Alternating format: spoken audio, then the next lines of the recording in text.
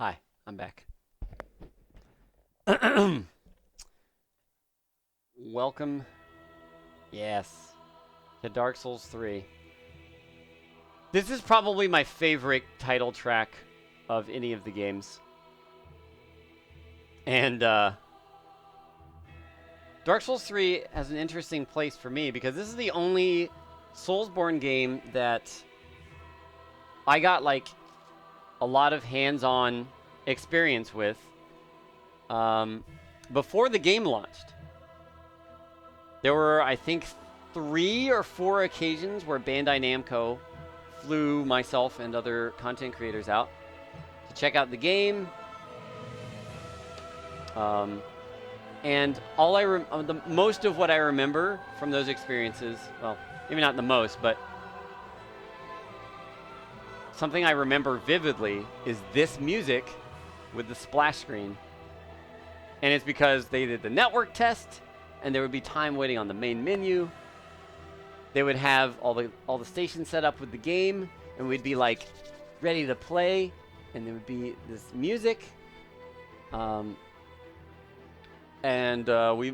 mostly got to play the Lothric, High Wall of Lothric level the most. And it was great. I have fond memories of all those interactions. It was a good time. And I knew the most about this game going into it.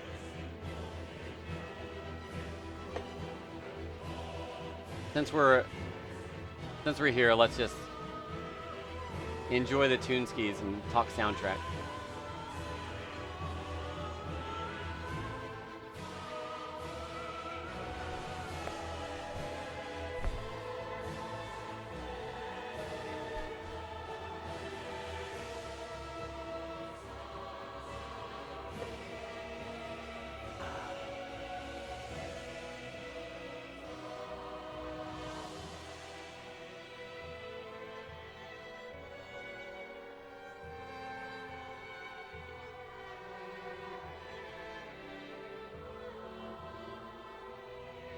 So good. The whole song almost tells a story. I mean, it's got very good pacing. It starts off pretty, kind of ominous. It's got the bells ringing. Builds up, gets to that super epic section, and then it calms down here, and finally ends. So good. So good. And I spent time on the network stress test screen just listening to the music. It was that good. All right, let's talk development. I don't think I have a whole lot to say here. Miyazaki, of course. Somebody said Tanimura helped out. Awesome.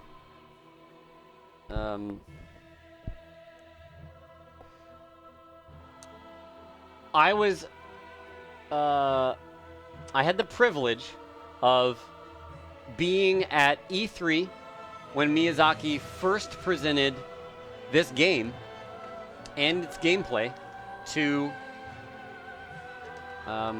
media. There were a couple of groups of us, and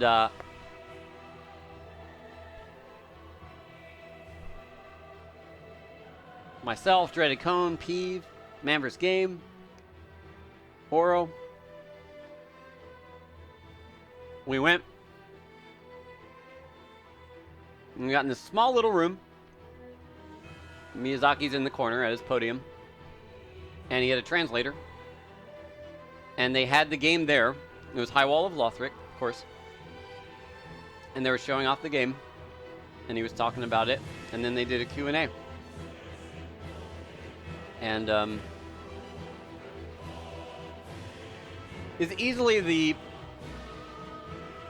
most hyped I've been for a Dark Souls game.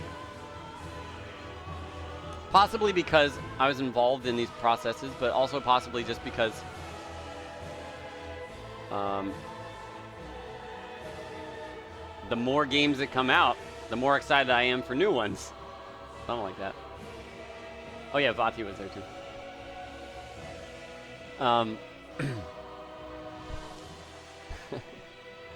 I've said this before also, but I think probably one of my favorite things was they did a Q&A and somebody asked about soul memory. And the translator translated, and he was like, I don't know what that is. What are you talking about?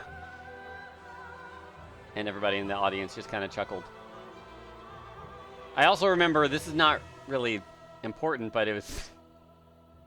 They were showing us the game, and it didn't have the UI. And somebody asked if the final game would have a HUD. And we're just like, that's the question you asked? I don't know. If they had said it didn't have a HUD, then maybe we'd be like, Craigasm, what? But I think it's kind of a silly question to ask. Anyways, yeah. So we still are waiting for our second DLC for Dark Souls 3. First one is out. That's all I got for development, really. All right, let's talk mechanics and features. With Dark Souls 3, we see a return to Dark Souls 1 parrying and backstabbing, which I was a large fan of. Got very excited with my fellow Twitch peoples. We were like, oh, it's back! Did I see him backstab? He just backstabbed normally. He did an insta backstab. There's the introduction of what used to be called battle arts, which are now known as weapon arts, which I guess was probably an attempt to kind of combine Bloodborne transform weapons, but integrate them into Dark Souls weapons. And I think it's awesome. I like it a lot. It gives melee-focused builds a reason to care about mana. As I also returned to a mana bar based system, which we didn't talk about in any of the other ones, but Demon Souls had mana bar, Dark Souls 1 had limited numbers of casts, just charges. Dark Souls 2 also had charges, but had ways to restore those charges. Bloodborne didn't have mana, it had bullets. And then Dark Souls 3 comes back to the mana bar. And I liked it. I liked it a lot. I was super excited to be able to take my longsword and then do like a charging attack that was more effective than just doing a regular running attack. It really opened up a lot of different things that you could do with the weapons. I mean, like the Farron Greatsword or whatever the crazy one. That thing's ridiculous. I mean, I don't like it, but I like the idea of weapons being able to do stuff like that. Very cool. Thumbs up all around. When the game was being developed, there was the notion of some sort of movable bonfire, but it seems like it never got... never was finalized and put into the main game. And perhaps the only legacy we see of it is the coiled sword fragment that you get from Gundyr that you place into Firelink. They even created a giant, like, display for E3 and stuff, where they had... It could have been unrelated, but it seemed like something to make bonfire. I don't know. I think it was more than a rumor. I mean, it was something they were playing with, but I don't think they ever officially confirmed it. Yeah, whatever. Something else we also didn't talk about necessarily. After Dark Souls 1, they started to take a more balanced approach towards shield parrying, or parrying in general. And so that small shields would be specialized to have really good parry frames. I mean, Dark Souls 1 had good parry frames on small shields, but also medium shields could parry fine. Medium shields got worse. And apparently hands got godlike. Cestus, I'm looking at you. I don't know. Whatever. I guess you can be more agile with it. It was sad. I was sad to not be able to run around with my Grass Crest shield and parry like you can in Dark Souls 1, but I understand it. And Dark Souls 1 is absolutely the game that I parry the most in, though. And it seems like Dark Souls 2 and 3 have these choice moments where I'm like, I'm gonna parry here, and I know ahead of time that I'm going to parry here. Bloodborne parries all over the place, baby. I love it. I love it. I would love to be able to like decide for myself that I want to parry all over the place in Dark Souls 3, but I don't know. I don't find it the value there. Dark Souls 3 has been widely looked at as R1 spam, the video game. And I think that is largely due to the fact that bleed builds were so strong, and they're still pretty strong, but they were so strong early on, coupled with Anri's sword, and the way that you apply bleed, you wanted R1 over and over to stack that bleed until they pop, and you want to keep that R1 action going. So that was part of it. Another thing, and I'm not 100% certain that this is the case with a lot of weapons, but it really seems like the benefit for two-handing in this game just went out the window. The amount of damage that you got for the amount of stamina drain on two-handing a weapon, it didn't seem to line up. Didn't seem to line up. And so anytime I play this game, I pretty much just one-hand my weapon. And R1 spam. Watching Dan play.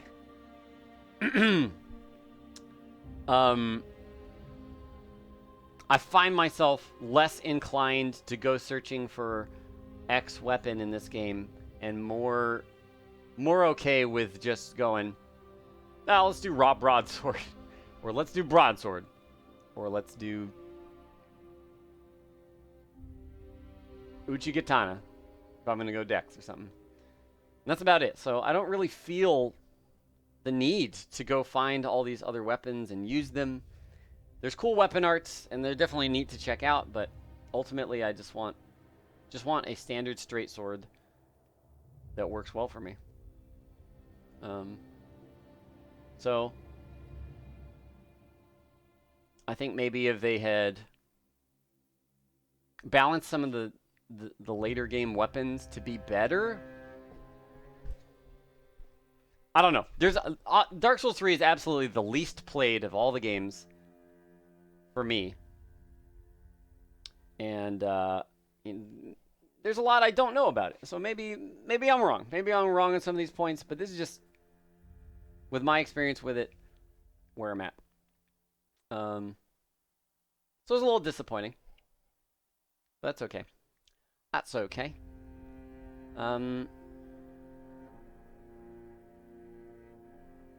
Dark Souls 3 seemed to bump up like the roll speed quite a bit. I was watching myself do fist only Frida, and you recover really fast after a roll. The pacing is definitely a bit faster in this game, and I like it. I do like that.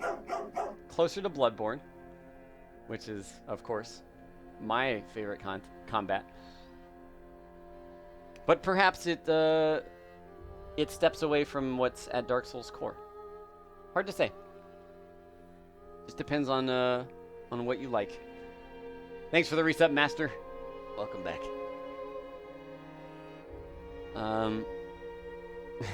Another thing that Dark Souls 3 is really known for is fan service the game as well.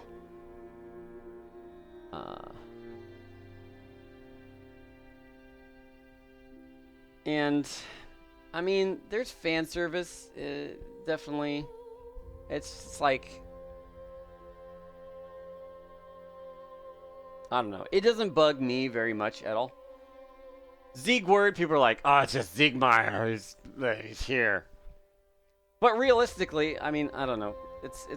You can't. There's no information detailing where places are in relation to other places. We're in Lothric in Dark Souls 3. Where is that in relation to Lordran? In relation to Dring Lake? If they're all in the same, like, writing a really important email to a colleague.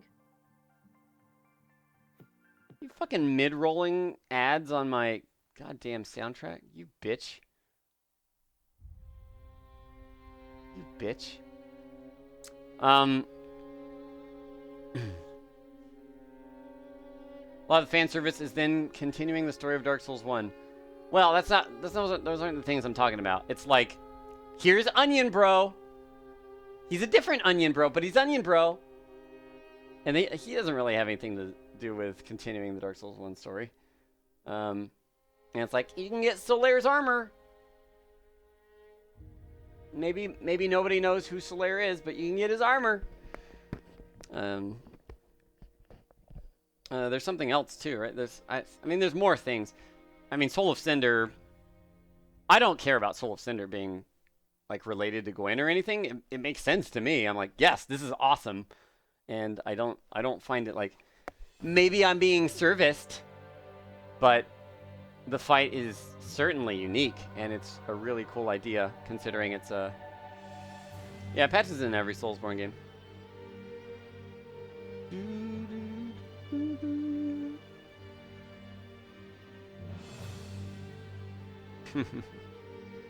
Ornstein and Smo sets too.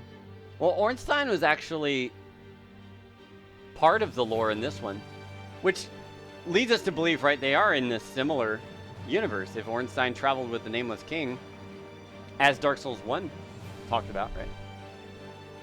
Patches is Pate in Dark Souls 2. They just called him Pate. I don't know. He's different, but it's kind of the same.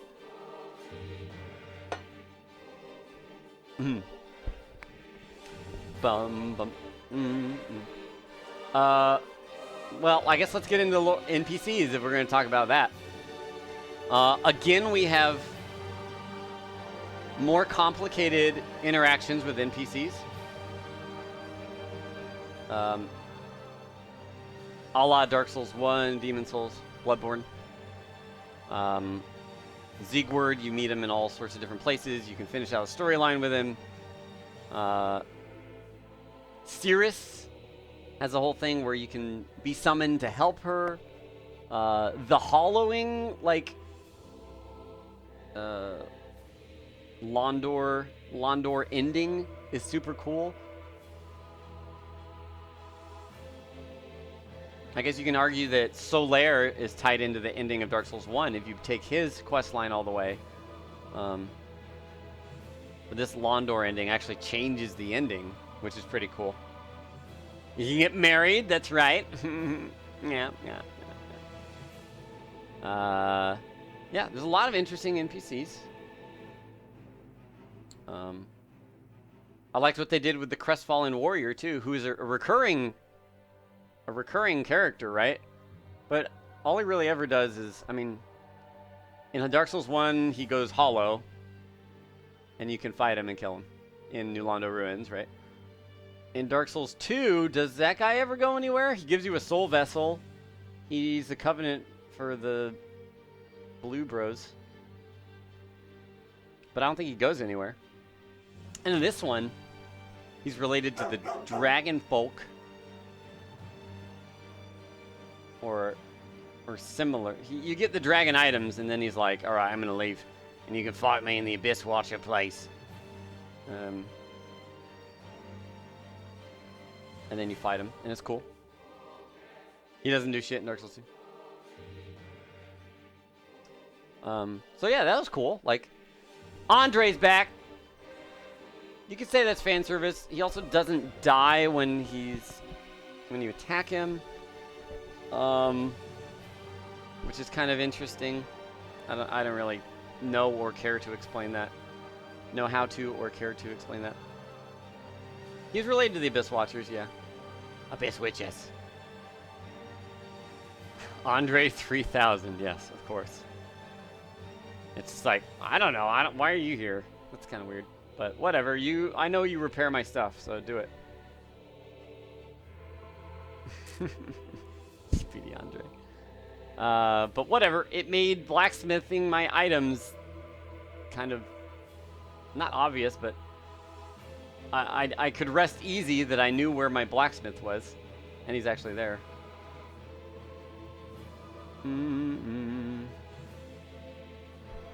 Andre's behind all of it. Oh my god. Perfect!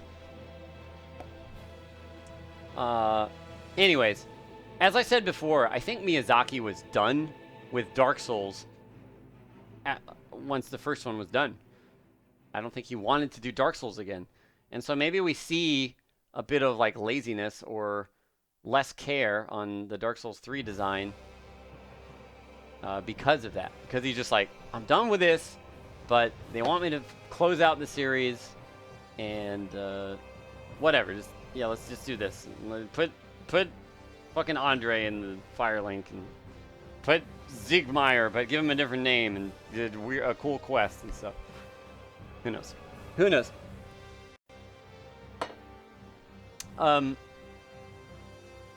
We're talking about NPCs, yeah. So lore, we didn't talk about the beginning of the game. Opening cinematic this time is very much story-driven. It's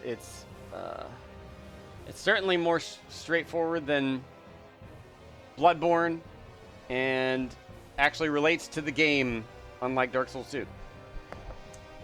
Which is good. They're like, here's these named dudes. Yorm the Giant, the Abyss Watchers, Aldrich, the Unholy or something. The dude. And, shit's happening. Blah, blah, blah, blah. And so from the get-go, you're like, oh, okay, those are some main characters. I understand.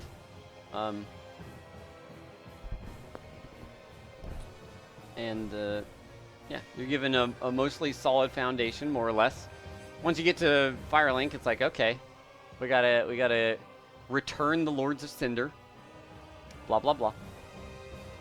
And so that's your quest. You seek the Lords of Cinder and return them however you do. Ends up you just kill them. Just kill them. Get their ashes, bring them back. They kind of force them into it.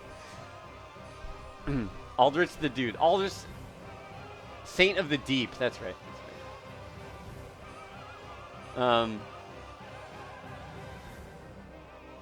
That's lore, really.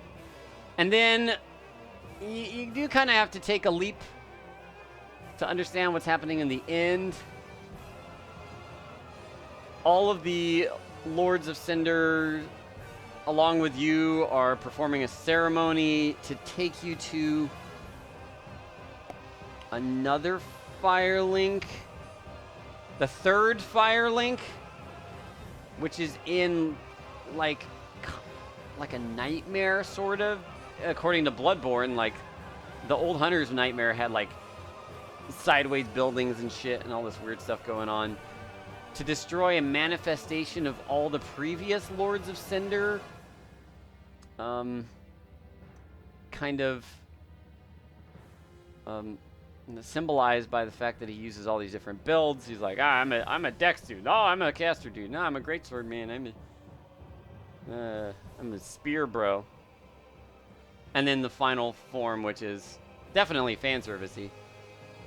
Throwing Gwen's music in there and a mostly Gwen moveset with a little difference. The final fight, I love it. It's a good challenge. Soul level 1 was it was a time to learn it, but we did it and it was fun. And also NG plus 7 fist only. That was a time too.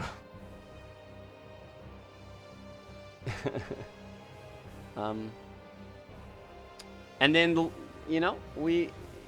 you have the option to link the flame. You have the option of the Firekeeper taking the flame, and you have the option of the firekeeper taking the flame, but you kill her and you take it from her when you could have just taken it in the first place, right? And then also the Londor ending, which is like question marks, like DLC, please. It's cool. It's intriguing. There's multiple endings. It's exciting. I was a huge fan with how this wrapped up the Souls series. And we can go into art style real quick just to talk about that. When we were listening to Miyazaki describe the game, he was like, everything is like the cycle is dying, the world is dying, everything is very, you know, the suns are setting their final set. Everything is very ashen, very kind of cloudy, dank. Game Guy, thanks for the resub. Welcome back to the pack. I love the art style. It takes Bloodborne's engine, basically, and improves upon it. The game is gorgeous. Holy shit, the areas where you can just see forever and you just look and just, there's so much to look at. Really awesome. I love it. Love it. I love all the ice effects. They bring in Frostbite. That's another mechanic. Frostbite didn't really do much. It's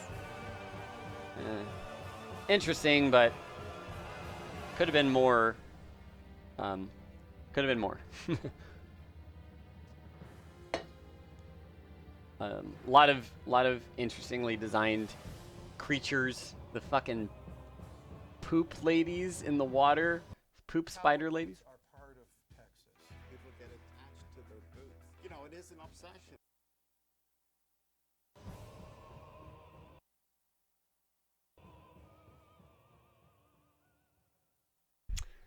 Poop ladies. All right, let's talk bosses. Nameless King. We finally get cryptic, maybe not cryptic, but obscure hints that the Nameless King is Gwyn's firstborn.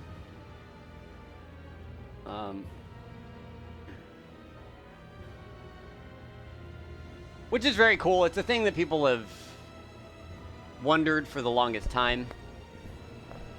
And it's cool to finally get basically closure on that. Skip this one, what?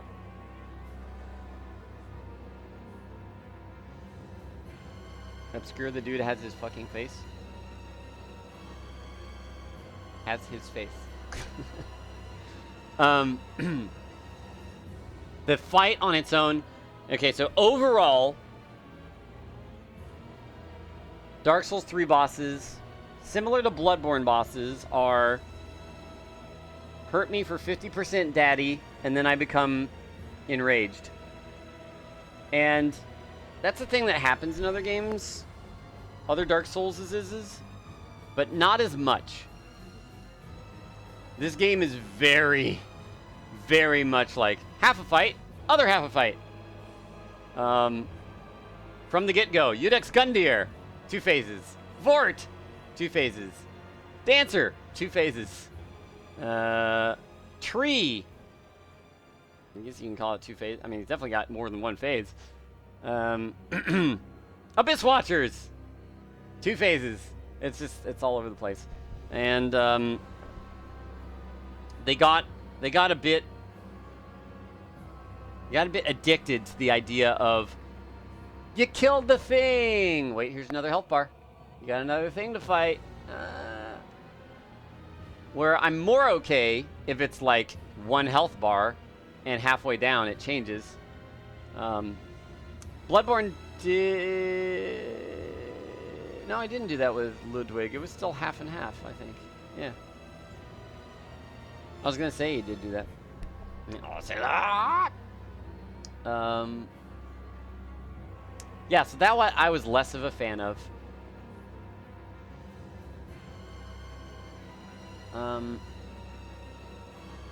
Overall, I'm not a big fan of the fights where you have to learn one fight and then do a completely different fight immediately afterwards, and then you have to redo it over and over as you try and learn the second phase. It just becomes a grind for me, and didn't find it super exciting. Nameless King does that. Soul of Cinder to an extent, though he wasn't as bad. The first phase was hardest for me, honestly. But you still had to keep doing the first phase. Obviously, Frida in the DLC is a massive example of that.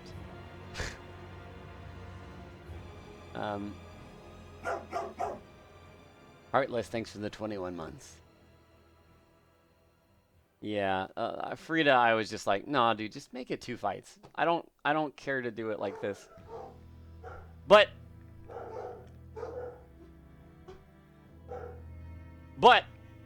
here's things to consider as a developer or a creator of Dark Souls, and you're 2 games in, and people are like, oh man, I've played these games are easy now, and you got to think of ways to make things harder. You gotta do something different, right? You gotta do something.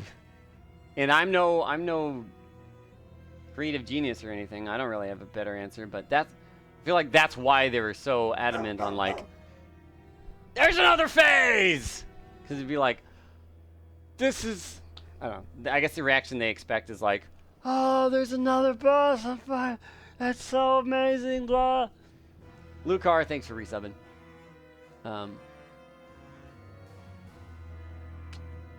But yeah, I think it ends up more overstaying its welcome than being like, holy shit, oh, that's cool.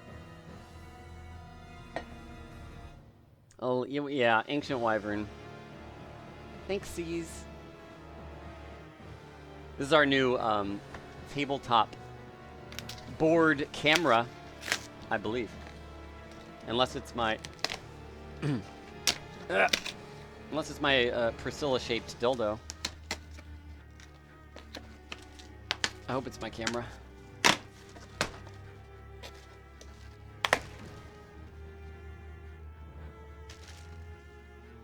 Yes. This is our tabletop board cam, baby. Extra clarity.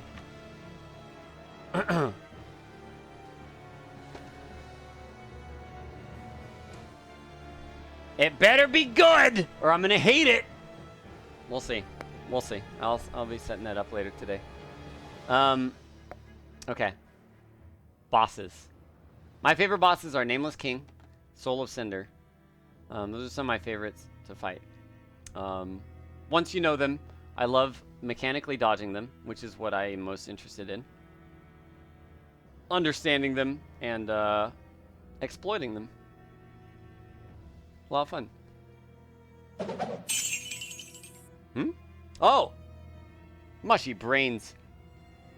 Thanks for using that bundle link. Other than that, bosses are pretty much what we've come to expect from Souls things. Oh, another thing of kind of related to bosses and kind of fan servicey. The whole Demon King fight, old Demon King, with surrounded by like dead Asylum demons and dead Taurus demons, and a couple of dead centipedes. Also, lost Izalith. Or at least the ruins of Izalith, or whatever. I don't know, man. They put that name in there. It was fine. I don't care. I don't know what's going on. Just give me my bosses to fight. That's fine. Whatever. And there's also a Quellag down there. Or a Quellan. Nah. I don't know. I don't really remember what the whole background lore for that is. Maybe I'll go watch a Vati video, but here's Izalith, I guess. Well, Demon King was Rage Fruit.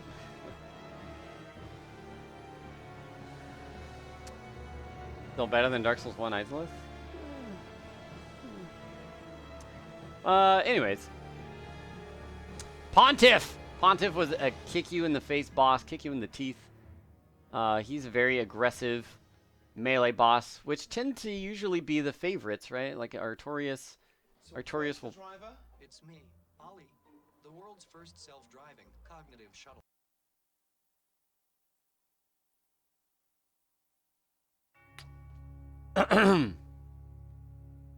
Pontiff's a rough boss.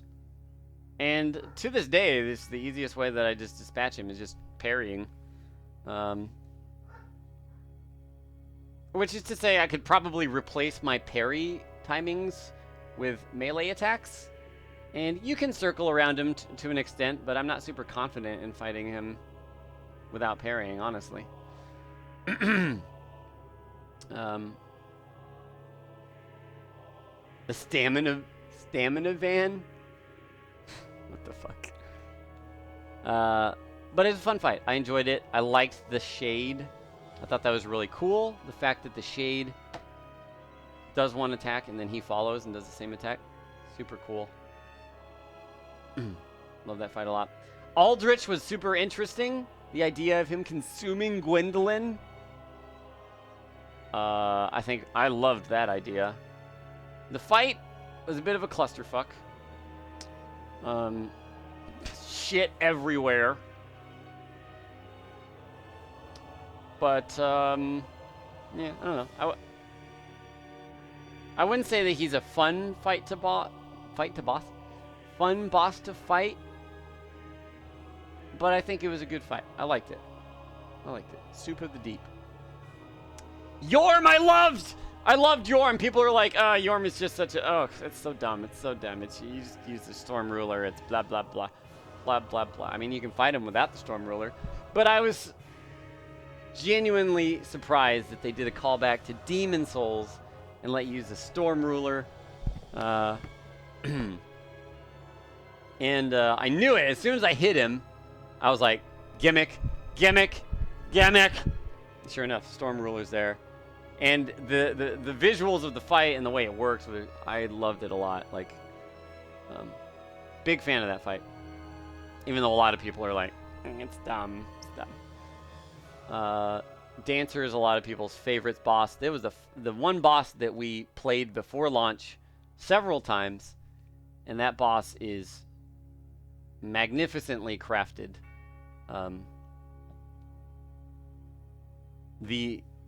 don't know. The sound effects of her footsteps as she tiptoes through the area. The way her fire can ignite the room around her. Not her booty. I don't care about her booty. Thanks for the bundle link. The feeling of, I don't know what the fuck she's going to do. Like, or when she's going to attack. She just like walks around, kind of strolls, and then she'll be like, blah, blah, blah, blah, blah, blah. Take my stroll again. It throws you off. You're like, I can't read these movements. They're bizarre. And she really is true to her name. Very like a dancer. Very swift and graceful in her movements. Super awesome.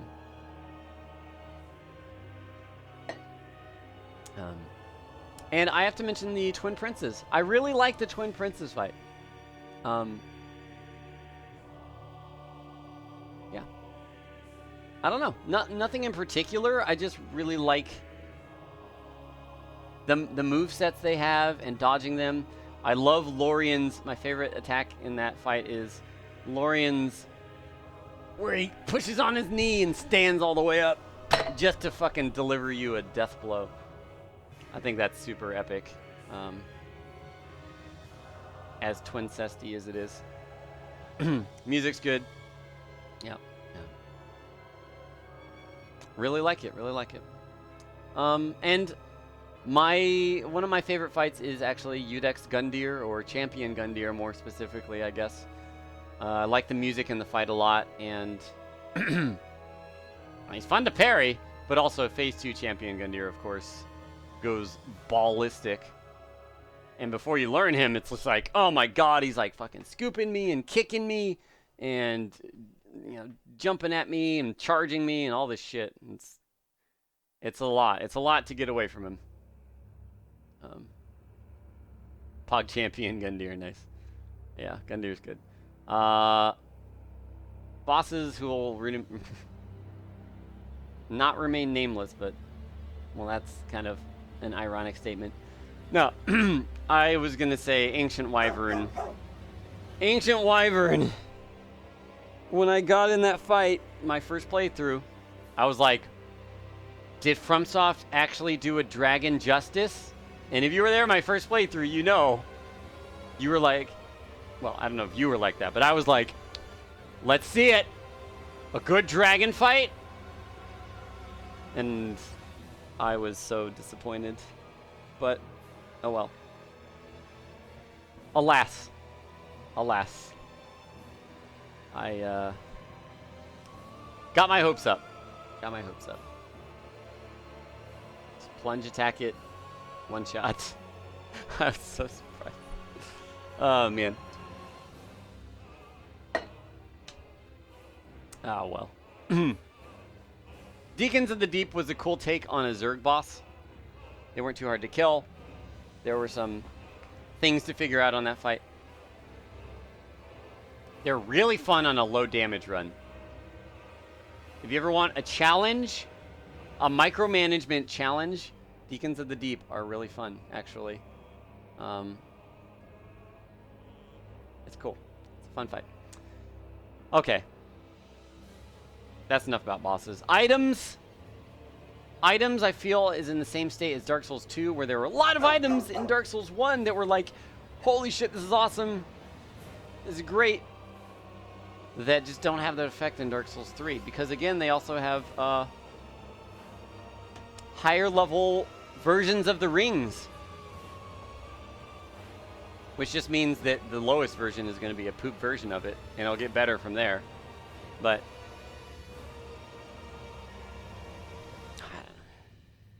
I don't know. They have a lot of cool armor sets. I dig the armor sets. You piece of shit. Are you kidding me? Stop it. Stop it. Don't talk about Brexit on my stream. No politics. Repair powder. Yeah, I don't know. I liked the ashes system, so you could unlock more items at the Hag. I thought coal was an interesting idea, even though I don't really do infusions too much. I definitely do it more in Dark Souls 3 than 2, but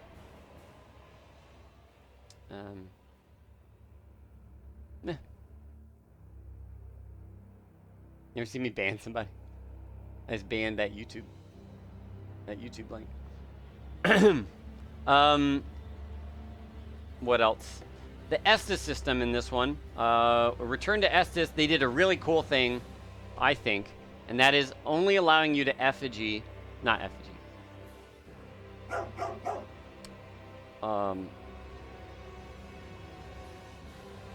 What are they in this game? I don't fucking remember. Embers, sorry, you become embered.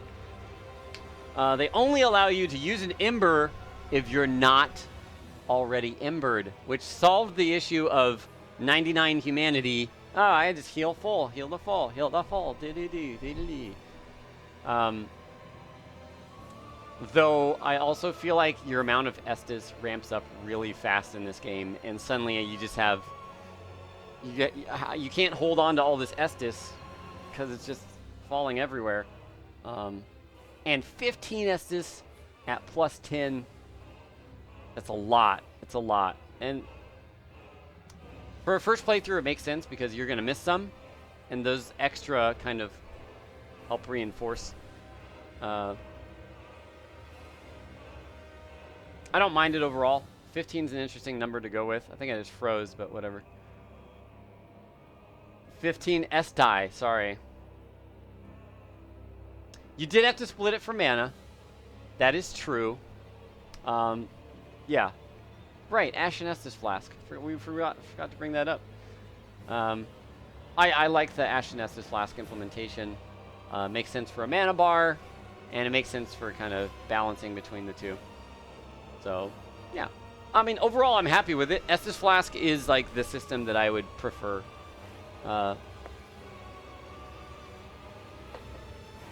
Over anything. Over anything. Level design! I knew the second that I warped away from Firelink Shrine to the High Wall of Lothric that people were going to be disappointed with the layout of the levels in Dark Souls 3. It's quite linear. It does have backtracking.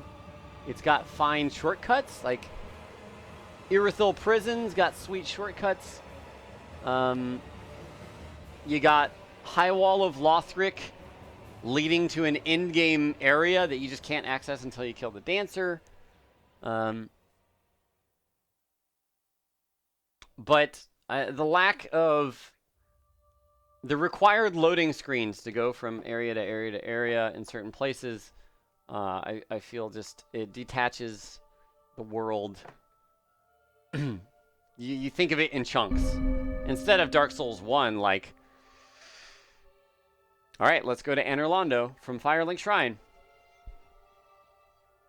Through Undead Parish, through Sin's Fortress. Granted, you hit a load zone to get to Anorlando, but I don't know. They do it more in Dark Souls 3. But Spurious G, thanks for that sub. Epic Sneeze, thanks for the resub. That's how you feel about Bloodborne's levels? Yeah. I commented the same way. Their level design's pretty. Teleport over here. Teleport over there. Frost Miser, thank you for subbing. Welcome to the Wolfpack.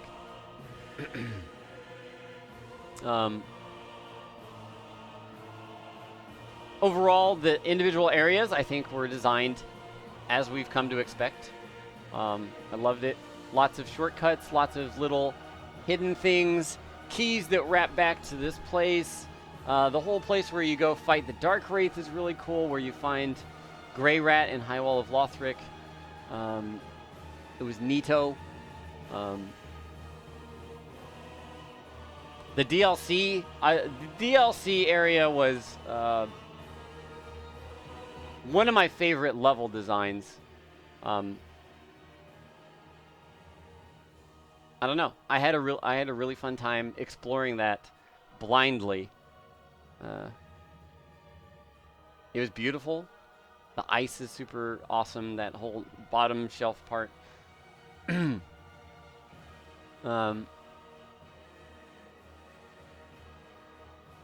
can go from start to Aldrich just running. What do you define as start? If it's Firelink, then you already got to warp. You got to warp to High Wall of Lothric. If it's High Wall of Lothric, you got to warp from Vort to Undead Settlement. Undead Settlement takes you to Crucifixion Woods. Takes you to, yeah, the Fire and Keep, Catacombs, Irithyll. So that works, but there is still some warps. How's it possible Anorlando in Dark Souls 3? Well, a designer was like, what if we put a throwback to Anorlando in Dark Souls 3? And somebody else was like, okay. So that's how it's there. Yeah. I mean, that's very, like, that's pretty darn open. The thing is, the thing of it is, the levels are laid out quite linearly. Like, you get to Crucifixion Woods, there is a branch that goes to Cathedral of the Deep, but then that dead ends. And then, hold on, I gotta sneeze.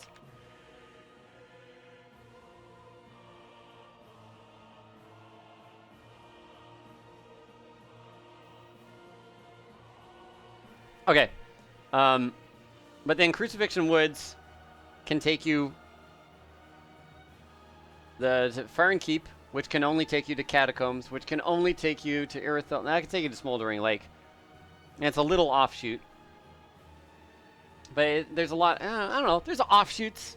So it's not as bad as it might seem. But the thing about Dark Souls 1,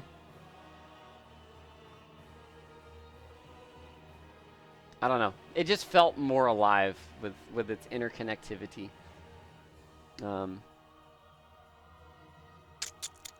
There's more loops and less branches. I guess. Dark Souls 3 does a fucking phenomenal job with stuff in the distance, and you're like, Miyazaki made a point, he's like, anywhere you could see, you can go there. And you can see stuff, and you're like, maybe I'll go there. And sure enough, you can later. Very cool, very cool. I don't know what other items we have to talk about, but you know, hopefully the second DLC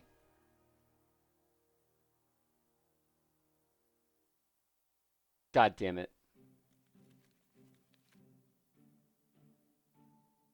Hopefully the second DLC pulls through and brings us some badass awesome content.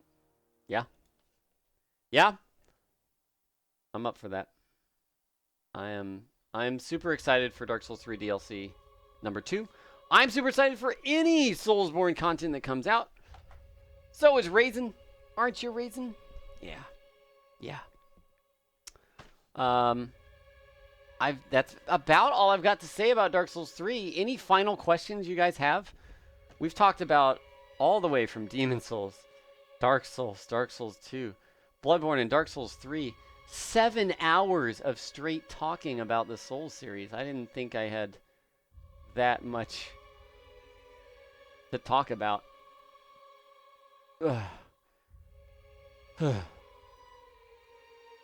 Green Smelter Demon.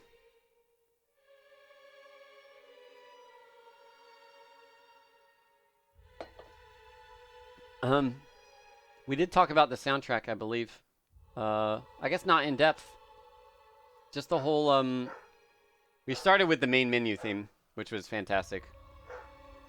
One of my faves. Yeah, I didn't talk about poise. I didn't talk about FPS. Only briefly, in the sense that I wanted to talk about not talking about FPS. Ugh.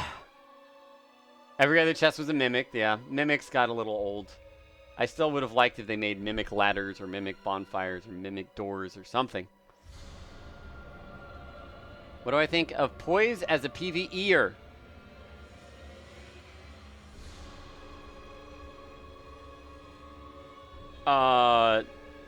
Generally I don't use it. Unless I just want to be lazy with a fight. If I want to do Nito and not fast roll, I'll just throw on Havels.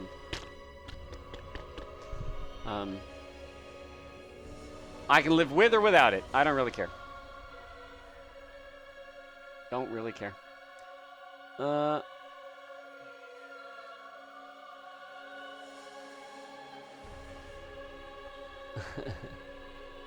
Tell us what I want to see out of the next Souls-like entry. I can't. All I can do is tell you what I feel about what is there. And all I can crave is more. Something different. I would like something different. It's...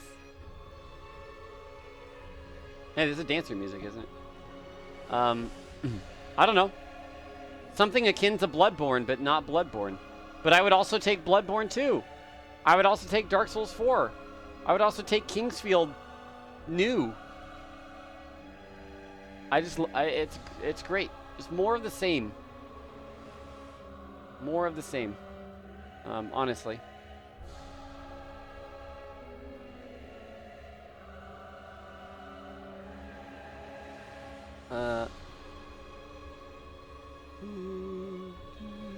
Kingsfield New, yeah.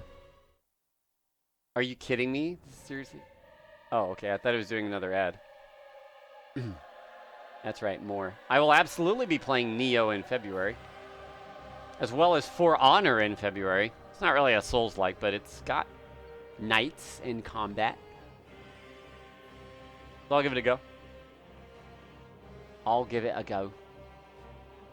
Did I think Dark Souls 3 was a bit short for a Souls game? Nope, I don't. And there's still one DLC coming out, so. Dark Souls 3 took me longer to beat than Dark Souls 2. And Bloodborne, I think. And I didn't even find everything.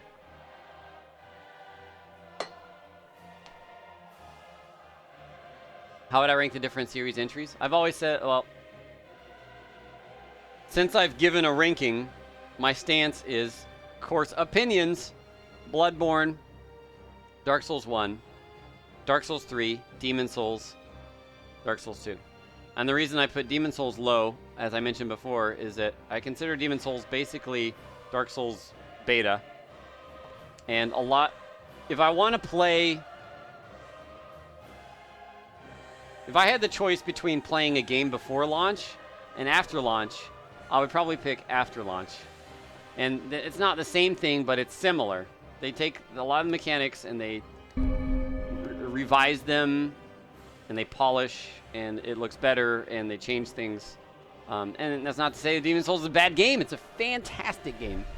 Lady Wolf 08, thank you for subbing. Welcome to the Wolf Pack. Okay, guys, I think I'm going to wrap it up. I need to eat some food. I'm sorry I